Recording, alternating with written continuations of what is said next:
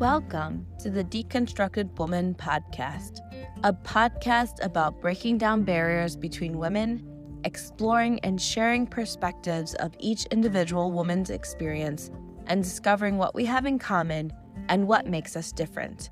Hosted by Elisa Marie and Joji.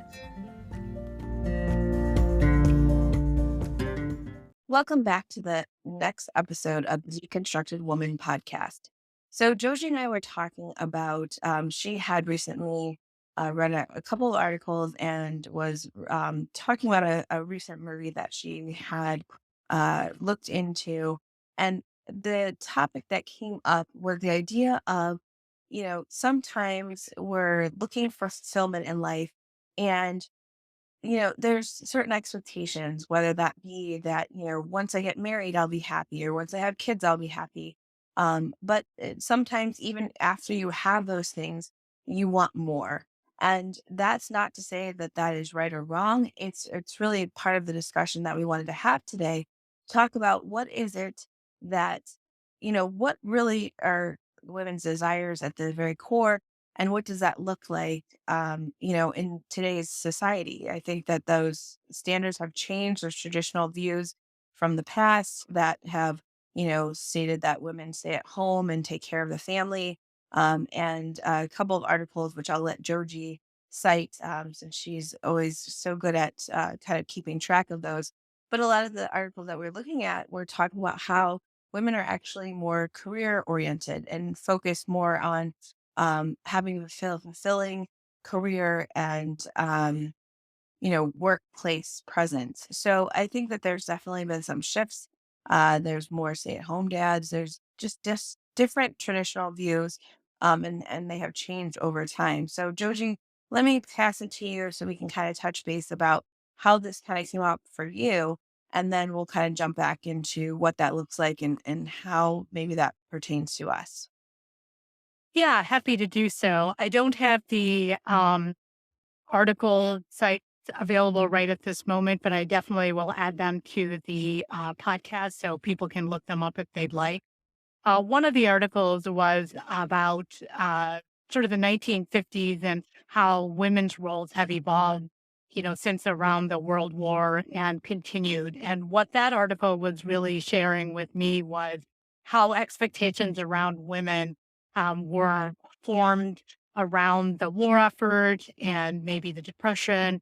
And then as we moved forward into the 70s and 80s and things like that. And then the Pew Institute did a research with did some comparison about men and women and how women and men feel in terms of their roles as well as what makes them feel good about what they're doing. And I think that as time has passed, definitely from the 1950s, women are definitely identifying more as being career oriented and wanting to have an identity outside of being married or having a family. But at the same time, I think what struck me is the fact that it has been such a longstanding expectation that women's primary identity come from being married or being a mom, that it makes me wonder, like, what contributes to that idea? We don't put men in that kind of a box that their identity needs to be tied to being married or to being a father. So what is it about the expectation from society or our families or other women that sort of keep us in that position? Do you have any immediate thoughts, Alyssa, about that? I mean, I think that, always kind of tying it back to my own experiences. I mean, we've talked about before, like identities and things like that. And I've always said, like, my identity is my career, probably first and foremost. And then as a mother. And I think that's kind of a shift from what we've kind of seen traditionally. Um, I mean, it's hard to say. I think that identity is so I think there's just a lot of trends that are contributing to this. So we've talked about, like, women having children later in life. And I think that the idea of people not having children at all, has become more I don't want to say accepted, but has become more of the norm. A lot of times, I have quite a few friends who are like, I don't know that that's in the cards for me. And I think, in years past, it might have been like, you finish school, you get married, you have kids, you get the house with the picket fence. Like there was just kind of this expectation that you followed a certain trajectory. And I think nowadays that isn't the case, that it kind of looks very different. You don't have to fit into the cookie cutter ideal of like what life should be. I'm not sure if I'm answering the question necessarily, but I think that that's kind of what my first thoughts were as we're kind of diving into this topic. And as you were talking, it made me reflect the fact that my mom was a working mom. And so I grew up with that idea that my mom had to accommodate working outside the home and all of her responsibilities within the house. Whereas um, when I got married and my husband's mother was a stay-at-home mom. And so though she knew that I had gone to college and I was going to be working, I think where difficulties occurred were when my job interfered, quote unquote, with my commitment to being a wife or being a mother. So, being a therapist and early in my career and early in my marriage, I had to work a certain amount of nights. I was on call and carried the pager. And so, if plans for our family get togethers, or if, say, my husband had to watch the baby while I was working late, then it was almost like I was neglecting my duties as being his wife or a mother. And that's where I thought that became very challenging to me. And besides that, the fact that I had to work or I wanted to work wasn't really an issue. It was when it interfered with her perception of what was taking me away from these very important roles. And so when you were speaking, that made me think about like, when did I feel uncomfortable? And I wouldn't go as far as to say that it was seen as being selfish, but it was seen as being a conflict of interest because for the flexibility needed to be a working mom was not a part of my ex-mother-in-law's definition. Like she had never encountered that. So I think she felt that that was a conflict of interest and I should keep my job outside of my family, within certain parameters. And my first and foremost concern should be my husband and my child and my family. Have you ever experienced anything like that? You are a different generation, so maybe your family and your in-laws completely understand you're a professional woman and things have been changed, in the last 20 years. But I wondered if you have ever experienced that kind of an impression in your situation. I think that my situation, I mean, so we've talked about in the past also that my husband stayed home for almost 3.5 years with the kids following the pandemic because, it just made more sense for him to stay home because I had the higher income. And so I think, there's definitely a shift in like traditional roles. But at the same time, like I'm currently on maternity leave and there's been a significant pull all of a sudden uh, for me to consider like what would it look like if I stayed home because now he's gone back to work. Um and like could we make that work? Like that has crossed my mind to because I've enjoyed surprisingly to me because I didn't think that I would enjoy being at home because I have been so career oriented, but all of a sudden I'm like, man, it would be nice if I could just stay home and just, do the things that I have been doing for the last couple of weeks while I've been on leave.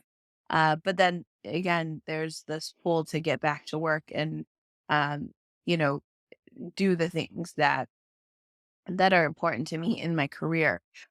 So I don't know that there's necessarily been any pressure from either, any of our family members. I mean, I do recall like certain situations where it's like I wasn't there for certain milestones or things, and there was more of my own pressure on myself, but not that I necessarily felt from anybody else. I think that, even in light of me being comfortable with the kind of our setup, I think that there have been times where people are like, "Oh, your husband doesn't work," when he didn't, and I was like, "No, because he doesn't need to." Um, but I think that even, like, trying to find him, like groups of stay-at-home dads or like, a social group or something. I didn't wasn't successful in that because it was really hard to find um, that kind of support for him.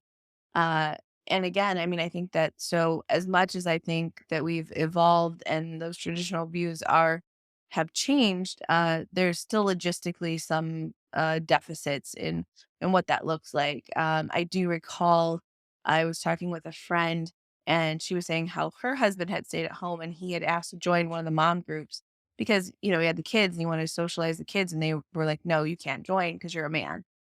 So I mean, it's a complete opposite of kind of again, that that concept of like going back to what women want.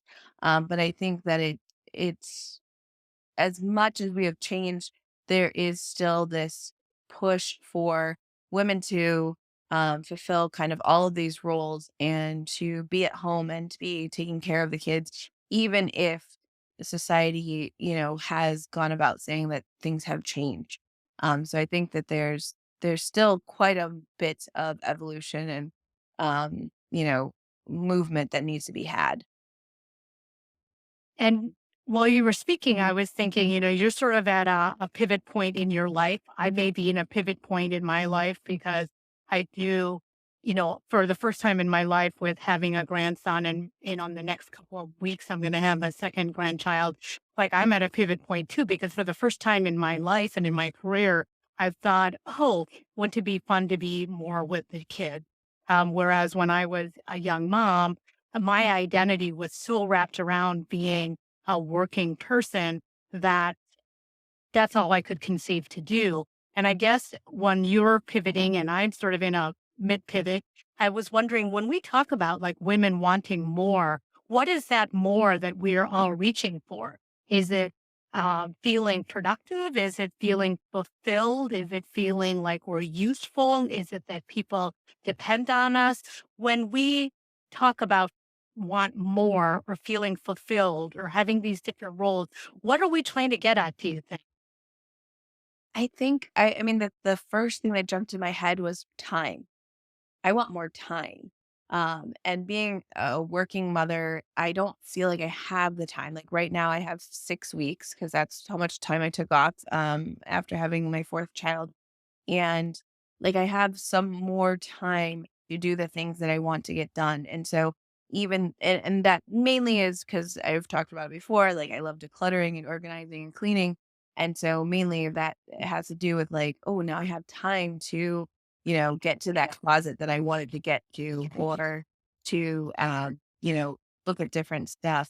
But I think that there's a lot of things that I wanted that it just pertain to time, to having more. And so it feels like maybe if I had this, I'd have more time on this in this regard, or um, just having being able to do the things that I want to do, not just the things I have to do. And so again, that kind of brings me back to like the idea of time. Cause I work all day and then I get the kids and then we're into like the evening routines and things like that.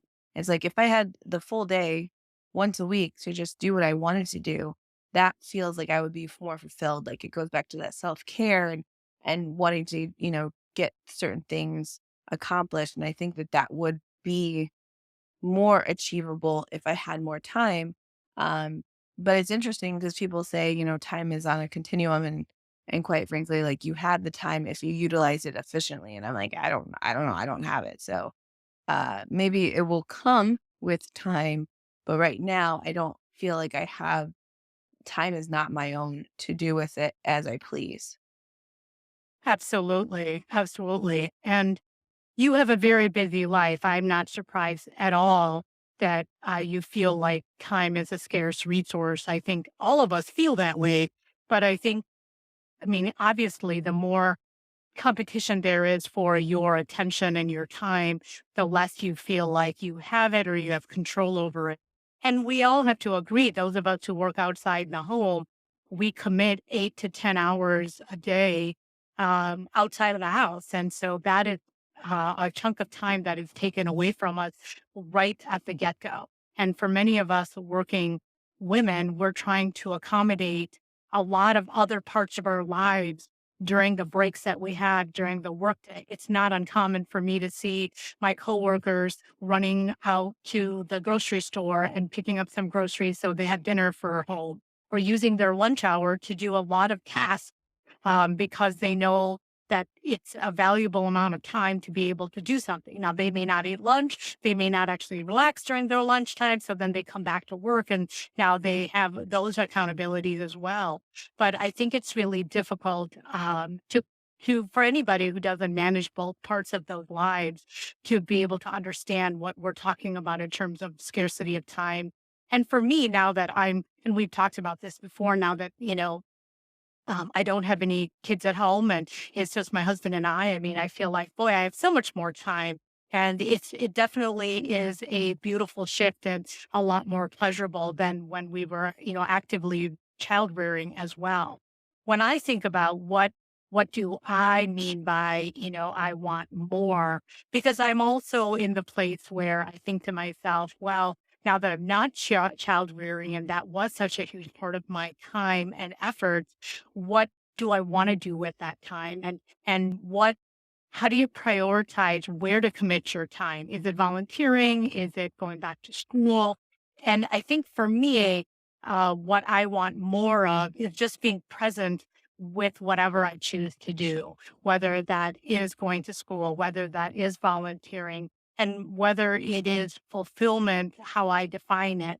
I like to use my brain. And so I don't know if I could be happy unless I was doing something active and feeling like, maybe I don't have to go to school, but I am reading a lot of articles based on this podcast, or I feel like I'm making a difference somehow.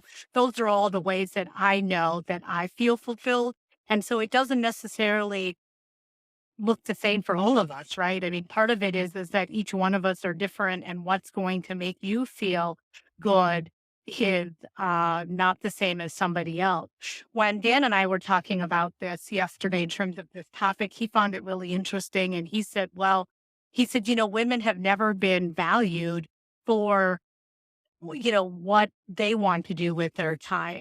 He sort of looks at it from sort of the patriarch, like the patriarchy, and the fact that women have always been seen as second class citizens, and about the fact that for so many years women were considered property. And so women's own aspirations for, hundreds of years weren't even part of the calculation for what was important for an individual, whether it's self-development or anything like that. So I thought he brought a certain perspective in as a man into this conversation, one that I didn't expect necessarily, but it did remind me of the fact that, yeah, at one time women were considered property, and like the indentured people in our lives, do we actually think of them as 100% active individuals that needed to continue growing and changing. I think that hasn't been around for a long time, but maybe it's still part of the way that we consider women. And do we see them differently as being sort of that white male privilege? Not trying to get, confrontive about it or anything, but I was just surprised that Dan brought it up as a man. And I don't know if there's probably is the furthest from maybe your experience, Alyssa, being at the age that you are. But what do you think? I was taken aback by Dan's comments. How did that, sort of land with you as someone who is much younger? So I want to make sure that I understood. So what was kind of repeating so that I make sure I hear it? What was his kind of thought process? His thought process was that, it isn't until recently that anybody has cared about women feeling fulfilled. That, it wasn't that long ago where women were considered, part of a man's property. And it was all about society focused on men and what men need and, keeping the male fulfilled. And really the woman was not as big of a part of that equation as in maybe the last 30, 40 years was sort of his point. Yeah, no, I would definitely, and I mean, I think that it's probably again, as much as we say we've evolved, I mean, there's so many topics that I think when we start to talk about them that we realize like, oh, we really have not made that much progress. I mean, there's a women's movement, like there is definitely changes. And I know that we have a couple other topics that kind of touch on that because we were talking about like, income and the, the glass ceiling and things like this. And it's like, uh, I mean, I think that there's more discussion, but I still think that I don't know, I still hear a lot of like, when I'm trying to, in particular, like how women feel and what our needs are and things like that.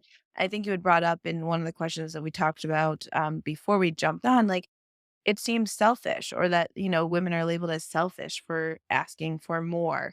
And I think that that's probably a mentality that a lot of people hold, both men and women. I think that there's a lot of times where it's still, if you express yourself, you're being too sensitive, or you're being, so too emotional, or maybe you're hormonal, or whatever that sort, statement of the day is. But I think that there's a lot of discussion about like, oh, well, we shouldn't, you should just be satisfied with what you have and move on. It's like, well, what we're saying, we need more, because even in light of having a career or being at home with your kids, it doesn't check all the boxes. It really doesn't bring a sense. And I think that probably there's probably another topic of discussion, but for some women, motherhood is not what they thought it would be, and it's not fulfilling at all for them. And, that doesn't make them a bad mom. It's just that it's sometimes not in the cards, or um, it doesn't hit again. I'm going to go back to like, doesn't check all the boxes, because I can't think of another phrase, but I think that it definitely, um, it's just not for everyone. And so I think that sometimes we struggle in these what appear to be, oh, you have everything, and yet the situation still is very uncomfortable. And really, there's a lot to be said within that as well. And I think a lot of it has to do with the culture of, where we live. I mean, I think about uh, countries like Sweden, Switzerland, Denmark, where men and women time off policies are so different, where men get as much maternity or paternity leave. And so it's not as much about gender and who's actually carrying the baby, but it really is about, what is the person's experience around becoming a parent. And so I think in those countries, the roles of men and women are so much more similar because there isn't a bias because it's a man versus a woman. Whereas I think in more capitalistic countries, or I don't know how to phrase it, but that it is more divided among around gender roles and not about, this is a person who is a working individual who needs also has responsibilities at home. And the gender is really not the issue. It really is more about we want this person to have the best experience, to be the best employee. And they can't do that if they're struggling with something that's going on at home. And we're going to make them pick and choose what's their priority for today. And so I do think that in those countries, there's a different experience about that. And I think in our country, we judge those countries very harshly. I know in medicine, there's just been a huge trend toward male physicians getting paternity leave and negotiating paternity leave because the younger doctors want to be an active part of childrearing, and they don't want their medical practice to distract them from being available to their partners and their children. And, to hear older doctors talk about that, it's like they're asking for like the sun or the moon. Like it's so incredible. And to be fair, I had similar thoughts about that 10 years ago when I was physician recruiting and doctors were negotiating that as part of their benefits package. And I'm like, oh my gosh, like where's this coming from? But now, since I've had 10 years to wrap my head around it, I think to myself, is it all bad? I think it's good. Why shouldn't we? And this is where I think women becoming more involved in different industries is stretching the parameters for all people, because now we do see more women who are becoming physicians than men, and that men are also wanting equal status and benefits in the world of medicine. So I think, where you live is also contributing to the society in which we as women are being raised. And as we are raising our female children, also to go into the world. The one thing I wanted to sort of close this discussion on was really about, the correlation between wanting more, getting more, and then having more to give. And so I definitely recognize that I appreciated working as a working mom, and I really carved out that special time with my child. And so really drawing the connection between, whether you're a man or a woman and you're feeling more fulfilled and more as a whole person. Now you have a whole person now to give to your family, to your partner, to your children. And I think that's an important thing to underscore as well. And so the whole idea of being selfish is just counterintuitive to me, because when you are wholly developed, then you do have more to share with everybody. And so why isn't it that I guess we just need to do a better job of branding for other people in our lives, that when we have more of ourselves and we feel whole, then we have more to share with other people. Do you have any thoughts about that, Alyssa? Yeah, I mean, I listen to a lot of parenting podcasts and read a lot of blogs and articles. And I mean, yeah, it just reminds me of like, if your cup's empty, you have nothing to give. And I think that that's just aligns with what you're saying, 100%. I mean, that's one of those things that I'm trying to find find the footing in as I, move into this new era of 4 children and myself and my husband, and we're outnumbered now and all the things. But I mean, I'm really trying to figure out like what does my you know, how to fill my cup, and what does that look like? Because you can't parent at your optimal level if you are just exhausted and, just don't have it in you. And so I think that it really is about, like you were saying, like being selfish, but not like so selfish that you don't care about other people, but like being selfish to the point of taking care of yourself so that you can really fulfill that. I think that there's a lot to be said in that particular point. And I think that it's a great reminder for all of us that, finding, because we talked about like self-care and finding what makes you happy and those sorts of things in the past on previous episode. Go back and listen if you haven't already.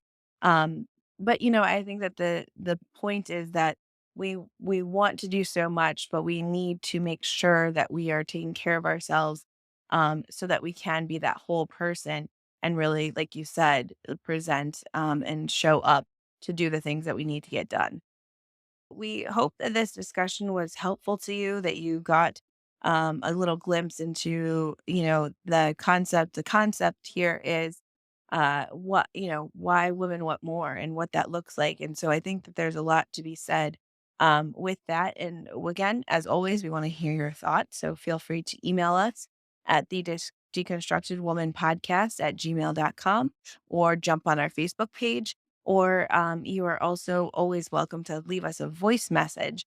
We do listen to them, and we will get back to you as soon as we can. So there's a lot of ways to connect, but we would love to hear from you. And if you haven't already subscribed, please do so that we can, um, so that you can hear our new episodes as they come out, as well as be notified as we send more content out into the world. So thank you again for listening in, and we greatly appreciate you being here, and we hope to talk soon. Bye.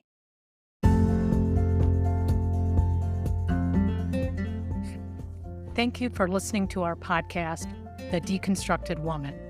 If you like this podcast, please share it with your friends, rate this episode, or subscribe to be notified of all new content. We want to hear from you, our listener. Do you have thoughts on the discussions we're having? Want to share topic suggestions, or want to join us for a topic that you're passionate about? Contact us at our email address, thedeconstructedwoman@gmail.com.